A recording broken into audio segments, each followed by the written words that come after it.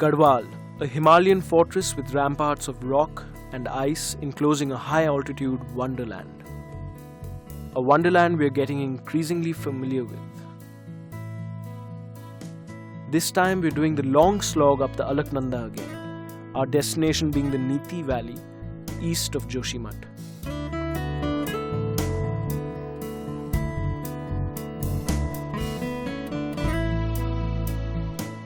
The ride from Haridwar is a backbreaker, but our spirits lift when the high Himalaya comes into view.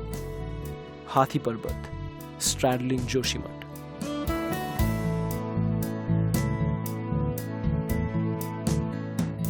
Joshimath, classical name, Jyotirmath, one of the 4 great matts established by Adi Shankaracharya in the 8th century. In winter, Lord Vishnu shifts his residence from Badrinath to Joshimath. Joshimath is also our gateway to some spectacular alpine landscapes.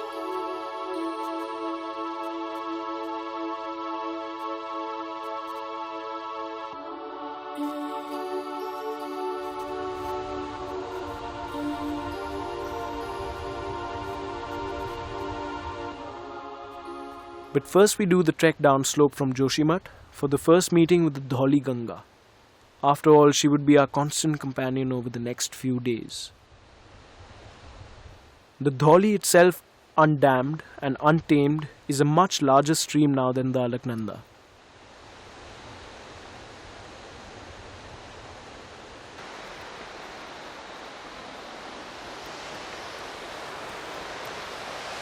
Wow, Vishnuprayag. This is where the Dali Ganga, which means white, meets the Alaknanda. To form what? To form the Alaknanda. That's not fair. What happens to the Dali Ganga? Well, we're going to take its route up for the next few days up to Niti Pass. So we won't lose the Dali, but it ends at the Alaknanda. Okay. That's about it.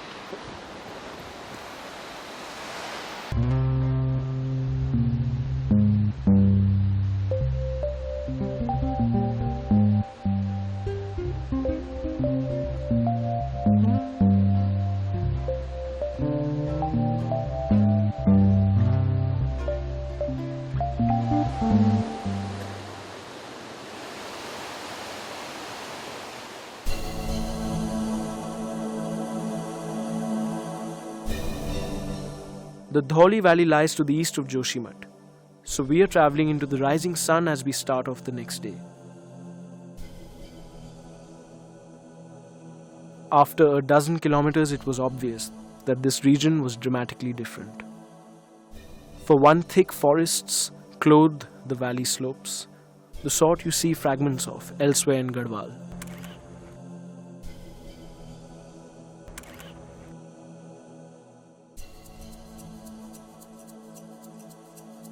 Over the past few years, I've noticed a big change all over the western Himalayas.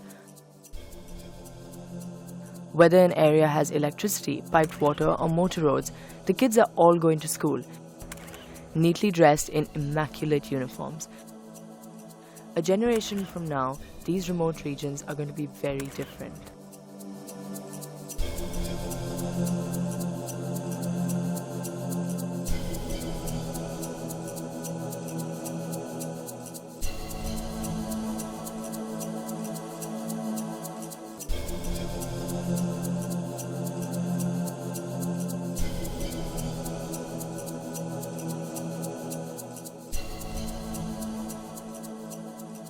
With winter looming overhead, the shepherds and their flock are on the move. descending from the high pasture lands before the snow starts to fall in earnest.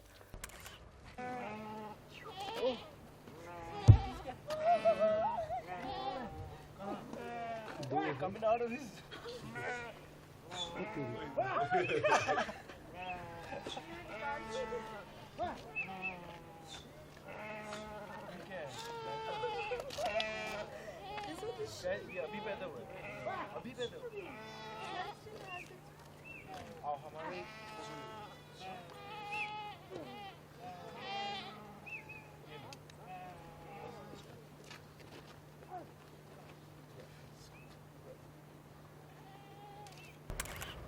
ये भी आए? हाँ, ये भी आए? थोड़ा सा पास है, एक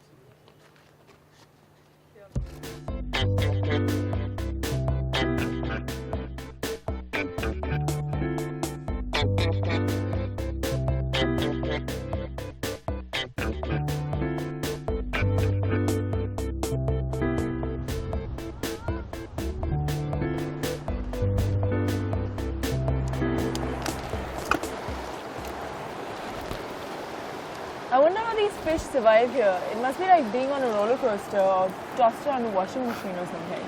something like that, but I don't know how they do it, but apparently the Himalayan fish, they spend most of their life facing the current. So it helps them in two ways. Basically they can keep their body upright as well as take in the respiratory current as they're going upstream.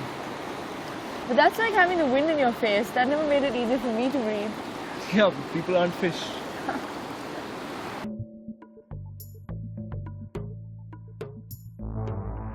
There are others around with fish on their mind. This raptor patrols his valley, the fabled eagle eyes scanning the terrain below for prey. He rides the wind effortlessly, able to play the currents like a musician, aided by the fingertips on his wings.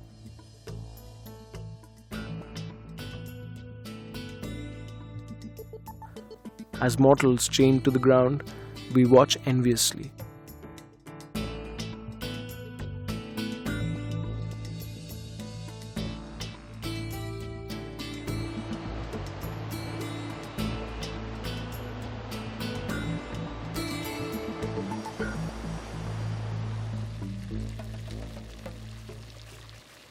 We come across a hot spring, pristine as on the day it bubbled up from the earth. No construction here, baths, temples, etc., the normal detritus that hot springs are cluttered with. Yeah, what's this horrible smell? Actually it's sulfur. These are sulfur springs. So when sulfur meets up with water, the chemical reaction creates this yellow and the odor and also the heat, which is very soothing. Cold comforts of the mountain, we have hot water.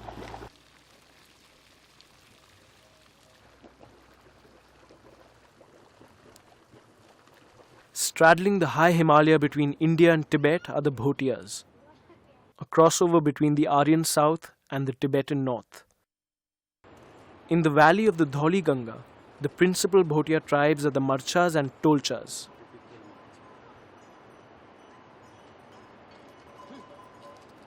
With winter around the corner, the tribes are on the move, bag and livestock. This is the annual migration to lower altitudes, and in their wake they leave abandoned villages boarded up for the winter.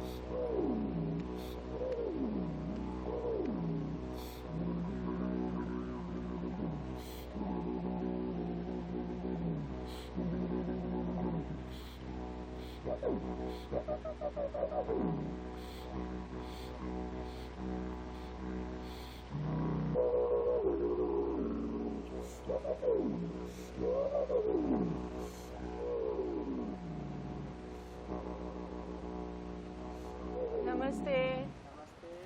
Namaste ji. ये क्या संगीत है? ये है आदिवासियों का संगीत है एक डिजरीडू। डिजरीडू। डिजरीडू। डिजरीडू। हाँ सुनिए सुनिए।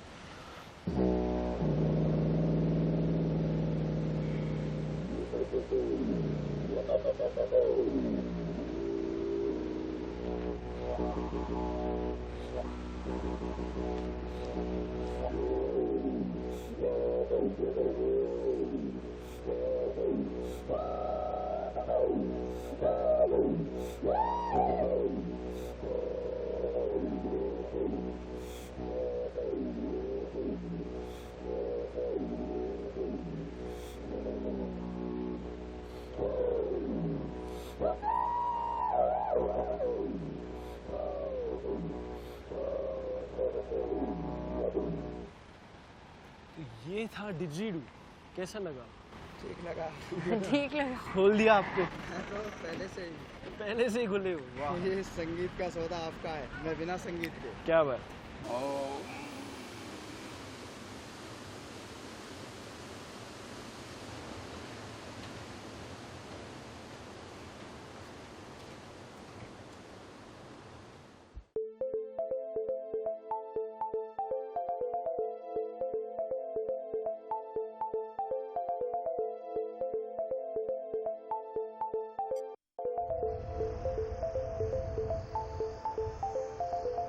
A little further, the Rishi Ganga meets up with the Dholi. The Rishi Ganga is a famous name in mountaineering history, for it affords the only feasible route into one of the 20th century's greatest discoveries, the Nanda Devi Sanctuary. So that's the bliss-giving goddess Nanda Devi, and it stands in a vast amphitheatre surrounded by a ring of mountains about 19,000 feet. And there's no break in this ring below 17,000 feet except the Rishi Ganga in the west, which creates for itself one of the world's most formidable gorges. It's really mean. Wow, that's so cool. It reminds me of one of those old films, you know, where a group of travelers finds a secret paradise, like King Kong. It's meaner. In 1934, Eric Shipton and H.W. Tillman climbed onto the pages of mountaineering history when they forged a route up the fearsome gorge of the Rishi Ganga. Until then, this region around Nanda Devi was amongst the least known and most inaccessible part of the Himalayas.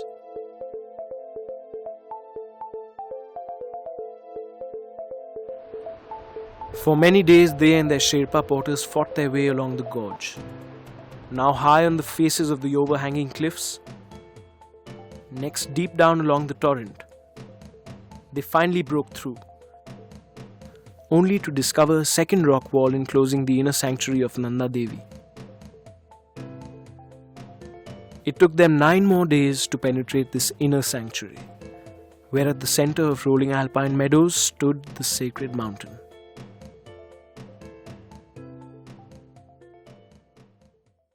What an inspiring story. Sounds like the journey to do. Absolutely, lots of people thought so. And then there was this perceived strain on the environment, and the sanctuary was closed down to all except major scientific expeditions. Major scientific expeditions. Doing what? Planting nuclear devices? Nuclear devices, touche. Well, that was in the mid-60s.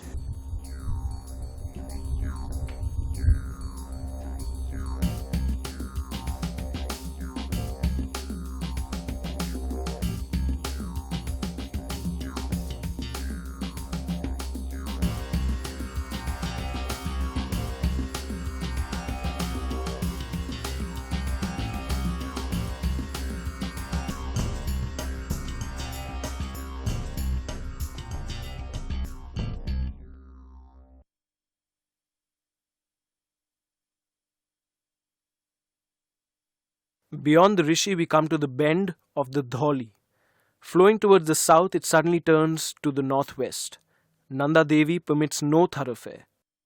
From here on, we have crossed the axis of the Great Himalayas.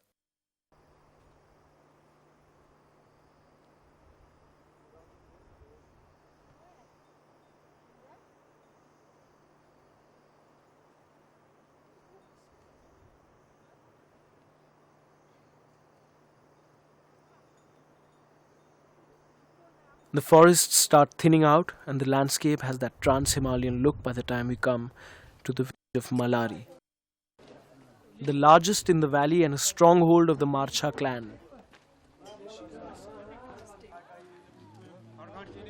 Traditionally nomadic shepherds and herders, the Marcha leveraged their position on the trade routes into Tibet to become adept traders as well. Lovely, warm, hospitable people, the Marcha took us into their homes. They were curious about us too.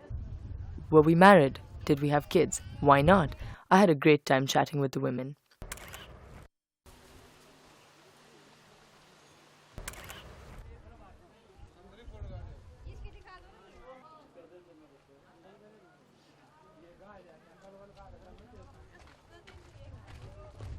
Malari too, like all the other high villages, is packing up to leave, though there are still 2 days to go before the date decreed by their Devta.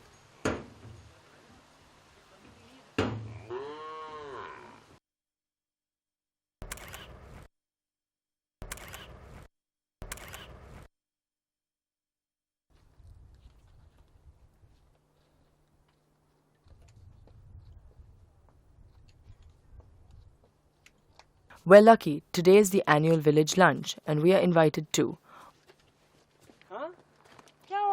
En route, we're waylaid by some very forthrightly curious women. They collar Aman, wanting to know why he wore earrings and I didn't. Was he too cheap to buy me some? All very good-hearted stuff.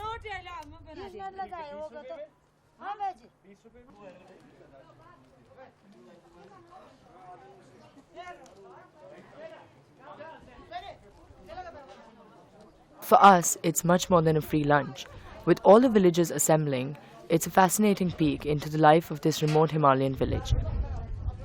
I'm reminded of the village feasts in those old Asterix comics. This is something like that, with much bonhomie and leg pulling, along with a potent local brew.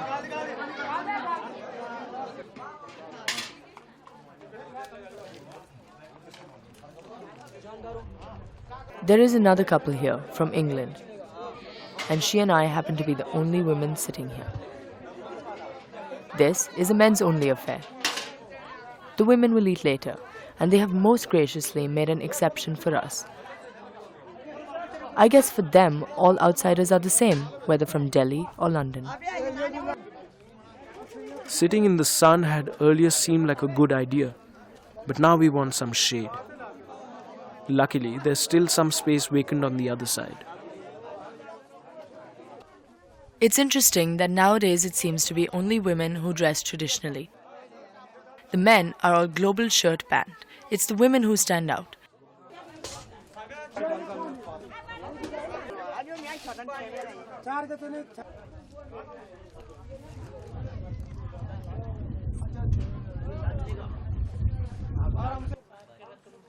We feel quite at home here. Nobody is paying any attention to us because everybody is too busy doing their own thing. The food is delicious, though it's fiery hot. We want to keep it light because we want to head up to the valley as soon as lunch is over.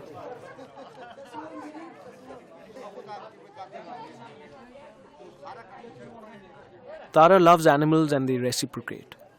Even here she's attracted a fan.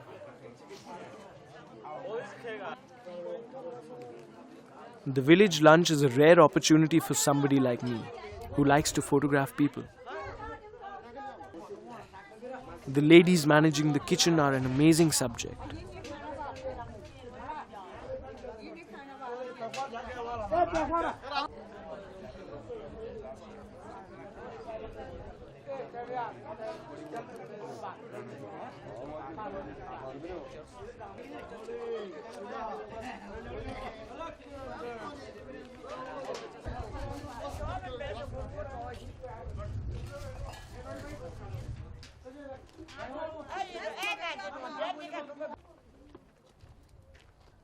As we're leaving, the women are coming in for their own party. They're in a boisterous mood, and I'm inclined to think that this will probably be a more lively affair.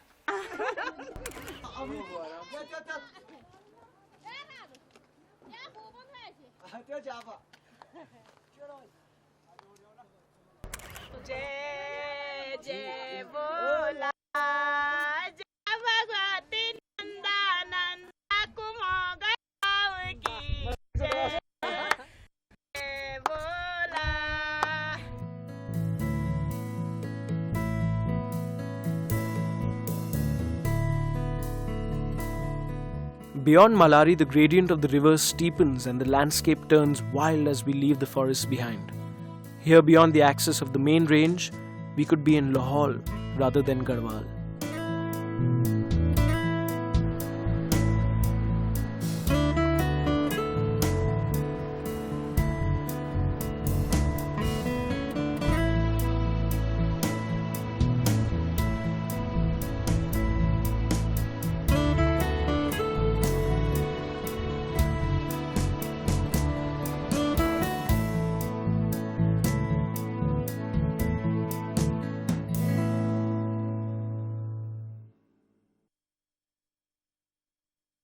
The road ends just short of Niti village, and that is about as far as we can go. Beyond is a restricted area all the way to the Niti Pass and the Tibetan border beyond.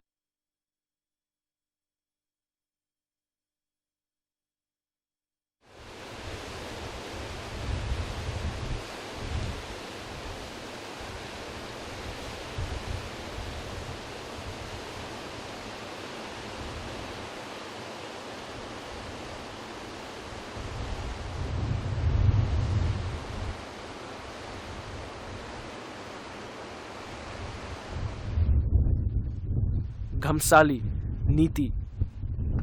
These high villages at an altitude of over 10,000 feet are now silent for the winter. The houses boarded up, most of the inhabitants gone. Perhaps a few hardy ones will stay. These high villages are now silent for the winter.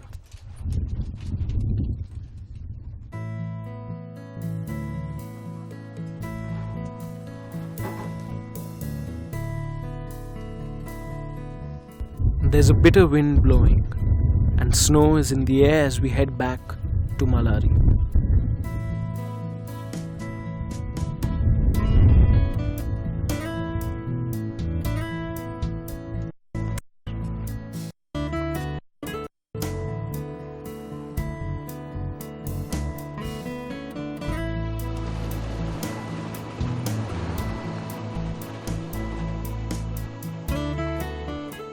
A day later, we are way down the Alaknanda.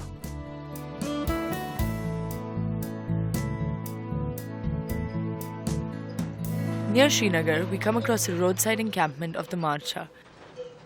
They have a few days to go before they reach their winter home. They've been on the march for 5 days already, but they look quite well settled and very comfortable at their roadside camp.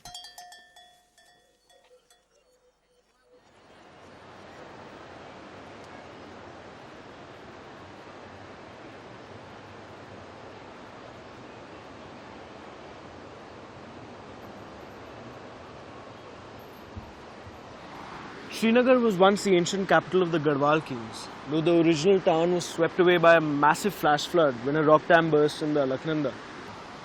And when was that? Sometime in the 1880s, I think. And the administration was just awesome. They predicted it so well, just one person lost his life.